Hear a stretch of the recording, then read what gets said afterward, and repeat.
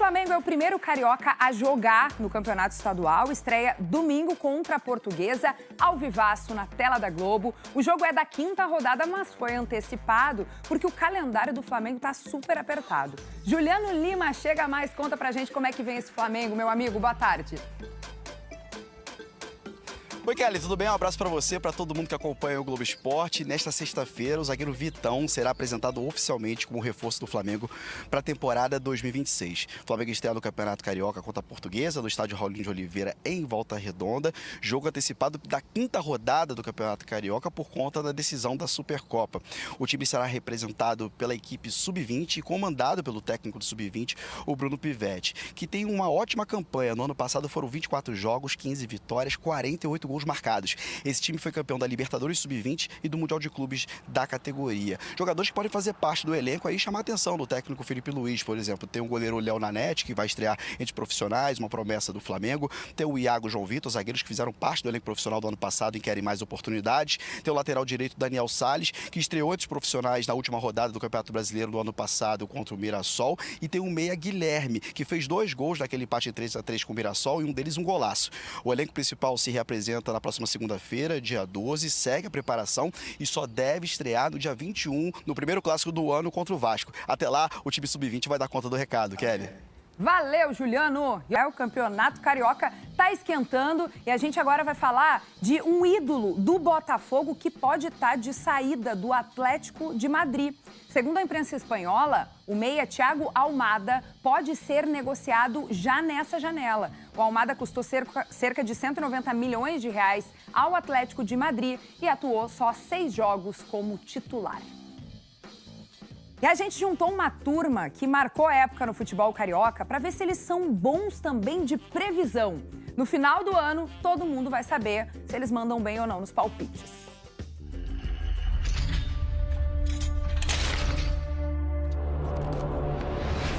Convidamos ex-jogadores que toparam o desafio de colocar na cápsula do Globo Esporte alguns palpites. E eles vão ficar aqui guardados até o final da temporada. Sou Léo Moura, ex-lateral direito. Aqui é o Donizete Pantera. Sou Zé Roberto. Passei pelos 4 grandes clubes do Rio. Joguei no Botafogo, joguei no Vasco, fui campeão da Libertadores pelo Vascão. Joguei no Flamengo, no Botafogo, no Vasco, no Rio de Janeiro. Mesmo com os elencos ainda em formação, ousaram prever como vai ser o ano de 2026 dos 4 grandes times do Rio, começando pelo Carioca. Pelo elenco, o Flamengo vai bater na final e pode ganhar o título.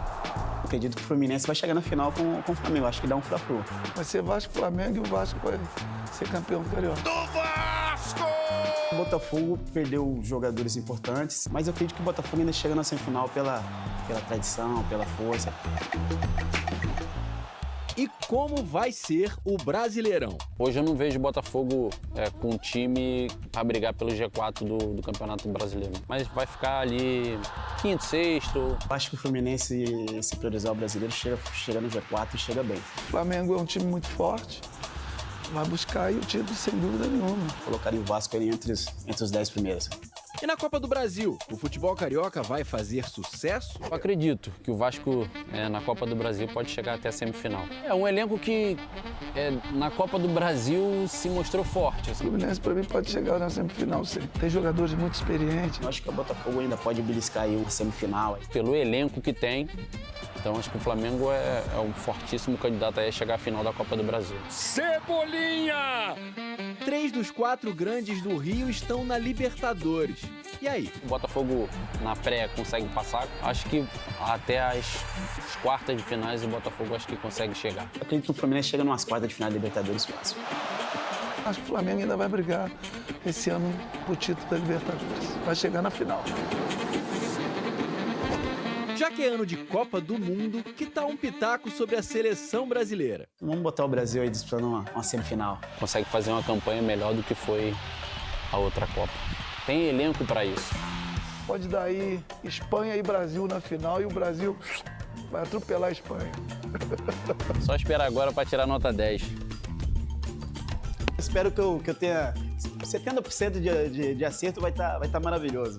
Aqui, ó, eu vou acertar tudo, moleque, Pantera. No final da temporada, a cápsula vai ser reaberta por eles. E o tempo vai dizer se dentro dela moram bons palpites. Vamos falar do Flamengo. O time principal do rubro-negro segue de férias e se reapresenta somente na próxima segunda-feira. Mas já tem jogo pelo Campeonato Carioca, como eu falei, domingo contra a Portuguesa. Esse jogo vai ser lá no Raulino de Oliveira, em Volta Redonda, com um time formado 100% por jovens da base. O pessoal nem voltou a treinar.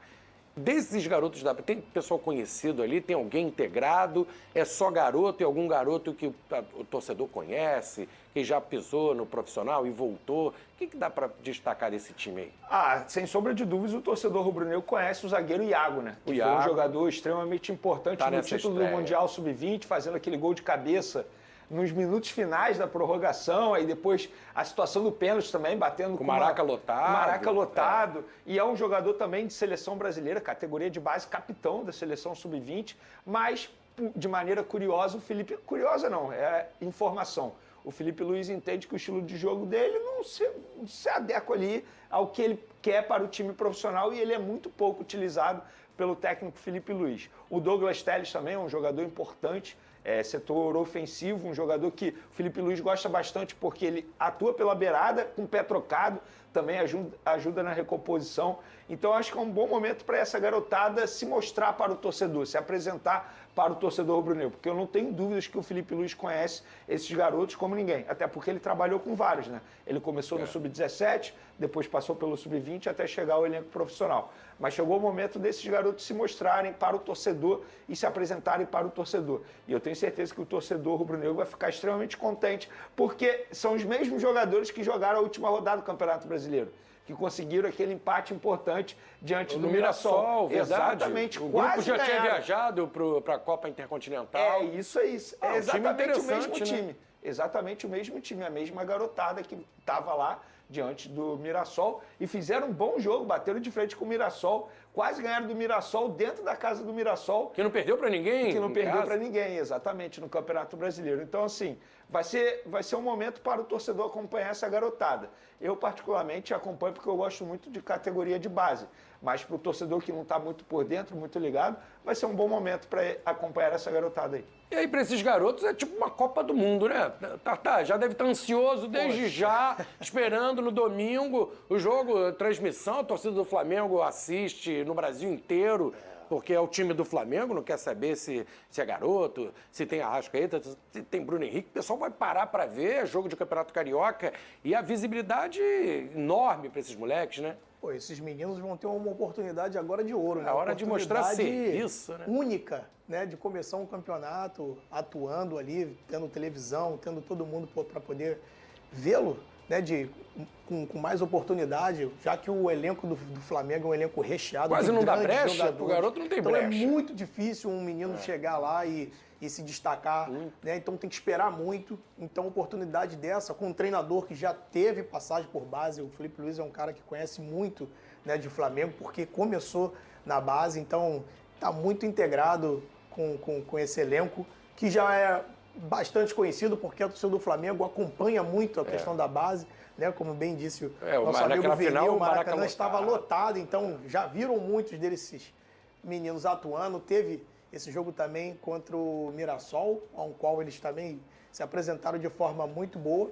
Então agora esse estadual aí, sem sombra de dúvida, vai ser uma grande oportunidade para eles. Flavinho, você me perguntou sobre os jogadores para observar e eu acabei não mencionando, não me aprofundando. Mas, por exemplo, tem o Pablo Lúcio, que é um jogador de muita categoria, joga de volante, joga de camisa 10 também, o Felipe Luiz gosta bastante. É um volante alto, e isso chama a atenção porque ele tem uma qualidade absurda, chuta bem. O lateral direito, Daniel Salles, eu acho que o torcedor tem que ficar de olho, até porque ele joga numa posição que a gente sabe que é carente não só no futebol brasileiro, no futebol mundial. E o Daniel Salles, ele se destaca desde as categorias de base. O Guilherme, que inclusive fez um golaço contra o Mirassol, é outro bom jogador que o torcedor pode ficar de olho. Então, assim, tem a garotada interessante. Foi o que você falou, é muito difícil hoje ter espaço no elenco principal, porque a gente está falando de um elenco do Flamengo que é absurdo. Absurdo. Então é muito difícil esses garotos terem espaço. Mas, querendo ou não, eles podem servir de maneira dinheiro, né? Venda futura, pensando em venda futura. Porque se ele se destaca, obviamente, fica valorizado e com isso o Flamengo pode vendê-los. Pode não ter espaço no Flamengo, mas tem outro elenco profissional que não é tão gabaritado. O Alacian, como é que o garoto tá esperando, vai voltar, joga, não joga? O Alacian, na verdade, ele já faz parte do elenco principal. Aí ele jogou contra o Mirassol não tá nesse grupo aí não, né? Como um reforço, né? Como o Alacian, Michael e o goleiro. Diogo Alves, na ocasião, ele também reforçou o time, a Flaquides, como a gente brinca, na última rodada. Exatamente, a Flaquides, é a garotada. O pessoal que tá meio sem espaço aí não entra nessa não, porque alguns clubes vão fazer isso, né? Colocarem jogadores que foram um pouco aproveitados para iniciar o Carioca. No Flamengo é só garotada. O próprio Michael que você falou já está tentando negociar. Esse pessoal ele vai ser reapresentado no dia 12, que é um dia depois desse jogo da estreia, que é no dia 11. E assim, não está nesse grupo aí. Exatamente, aí, né? E eles têm direito a férias também, eles são profissionais tal como a gente, todo mundo aqui tem direito a férias. Tem que descansar e eles também. precisam descansar, e eles não tiveram férias no meio da temporada, quando muitos clubes acabaram dando férias para os seus jogadores. Mas te respondendo, o Alacian, ele não está à disposição dessa garotada não, a famosa Flaquides. A Flaquides. Você gosta, né, Tartar? Tartar é resenha, Tartar. Nossa. Enquanto o elenco principal do Fla não se reapresenta, tem jogador que está aproveitando o descanso para aprimorar a parte física. Olha só, Gonzalo Plata publicou nas redes sociais um treinão na praia. Será que veremos a melhor versão do Plata em 2026? O pessoal olha, rapaz, ele vai chegar voando, o cara tá se dedicando, mas isso é normal, né, Tartar? Hoje em dia, as férias não significa que o cara vai parar, vai tomar cervejinha, vai comer fritura e vai voltar pesado. Não pode, né? Não pode. Hoje em dia, ainda mais no nível de competitividade, como a gente estava aqui falando do Flamengo, que se encontra, não pode. Não pode o atleta achar que tá tendo alguns dias de folga, né, que ele vai poder meter o pé na jaca, porque depois quando ele recuperar voltar, demora, não consegue, né? Vai demorar e as coisas estão acontecendo muito rápido. A gente já está vendo que o brasileiro vai começar bem mais cedo, então o cara tem que estar na ponta dos cascos. Ô, Tata, quando você jogava, voltava assim de uma pausa, de férias, quanto tempo você acha que leva para estar bem, para entrar em campo e para jogar? A gente pensando que o Flamengo já tem no dia 28 estreia do Campeonato Brasileiro. Espero que 1, 2 semanas, 3 semanas. A gente costuma dizer, né, que o que acaba fazendo a falta é o ritmo de jogo, que é diferente da parte física treinada ali, né? Então é o ritmo de jogo. Então, com o decorrer das partidas, isso aí, né? Só no terceiro, isso aí jogo. É só a terceira, quarta partida, que aí o corpo começa a se alinhar com aquele ritmo realmente de competitividade maior, e aí o cara já tá pronto. Tá pronto pra guerra. Tá pronto pra guerra. Ó, tem drone do Venê na área aí sobre o Léo Pereira. Venê Casagrande quer dizer que o Cruz Azul do México, o West Ham da Inglaterra acenaram com a vontade de abrir negociação para contratar o zagueiro Léo Pereira, mas o Flamengo vai se desfazer, tem ideia, não quer se desfazer. Toda janela surgem propostas para o Léo Pereira, né? Eu lembro do interesse do Boca Juniors no ano passado. O cara tá cotado bem no mercado, mas e o Flamengo? Como é que fica? Vamos lá, Flavinho. Estamos falando, na minha opinião, do melhor zagueiro na temporada 2025 aqui no futebol brasileiro, porque o Léo Pereira, de fato, ele jogou muita bola. Regularidade certeza, absurda, né? Não só na parte técnica, na parte física também chamando muita atenção, porque ele foi muito pouco preservado pelo técnico Felipe Luiz. Pouco se machucou, pouco desfalcou o Flamengo, jogou muita bola. Revezava o companheiro dele, ele não saía, né? Exatamente. E assim, o companheiro dele acabou indo para a seleção brasileira. Todos que jogam o Léo Pereira vão para a seleção, menos o Léo Pereira. Menos o Léo Pereira. O cara fica irritado, né? Eu acho que ele poderia ter tido pelo menos uma oportunidade de ser convocado. Mas enfim, quem sou eu para dar minha opinião? Mas em relação ao Léo Pereira e Flamengo, o que aconteceu? O telefone do José Boto tocou e 2 clubes demonstraram interesse na contratação do Léo Pereira. Olha, nós estamos interessados em abrir uma negociação com o Flamengo para ter o Léo Pereira. No caso, o Cruz Azul do México e também o West Ham da Inglaterra. Mas aí o José Boto avisou ao representante, nem adianta, nós não vamos abrir nenhuma negociação para vender nenhum jogador titular. E entra muito naquele discurso do BAP para os conselheiros. Quando o BAP disse o seguinte, nós, nessa temporada, nós teremos a oportunidade de reforçar o elenco sem a necessidade de vender jogadores. E de fato é isso que o Flamengo O grande vai fazer. reforço é a manutenção. Não ficou dos só na principais teoria, jogadores. ficou na prática, porque de fato o Flamengo não vai abrir nenhuma negociação. Não perdeu e avisou, ninguém, né? Só vamos liberar se pagar a multa rescisória.